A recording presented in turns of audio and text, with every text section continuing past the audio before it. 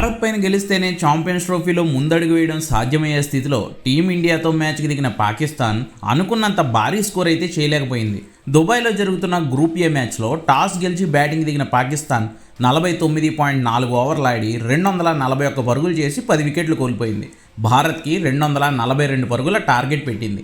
ఇన్నింగ్స్ను ప్రారంభించిన ఇమామ్ ఉల్ హక్, బాబర్ అజంలు అంత దాటిగా అయితే ఆడలేకపోయారు. మొదట్లో వైడ్ల మీద వైడ్లేసి భారత్ బౌలర్లు విసుగు తెప్పించిన సెకండ్ స్పెల్లో అయితే మనోళ్లు చితక్కొట్టేశారు. 47 పరుగులకే బాబర్ అజంను, ఇమామ్ ఉల్ హక్ను అవుట్ చేశారు.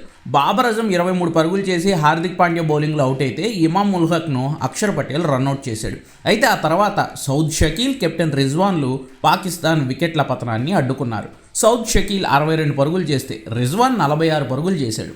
అక్షర్ పటేలే రిజ్వాన్ను క్లీన్ బౌల్ చేసి పగ తీర్చుకున్నాడు. 100కు పైగా పరుగులు పెట్టిన పార్ట్నర్షిప్ను బ్రేక్ చేశాడు. చివర్లో కుష్దిల్ షా షమీ బౌలింగ్లో 2 సిక్సర్లు కొట్టి 38 పరుగులు చేయడంతో పాకిస్తాన్ 241 పరుగులైనా చేయగలిగింది. భారత బౌలర్లలో కుల్దీప్ యాదవ్ 3 వికెట్లు తీయగా పాండ్యా 2, హర్షిత్ జడ్డు చెరో వికెట్ తీశారు. మరి పాకిస్తాన్ విసిరిన 242 పరుగుల టార్గెట్ను చేజ్ చేసి టీమిండియా 2017 నాటి ఛాంపియన్స్ ట్రోఫీ ఓటమికి బదులు తీర్చుకుంటుందేమో సెకండ్ హాఫ్లో చూడాలి.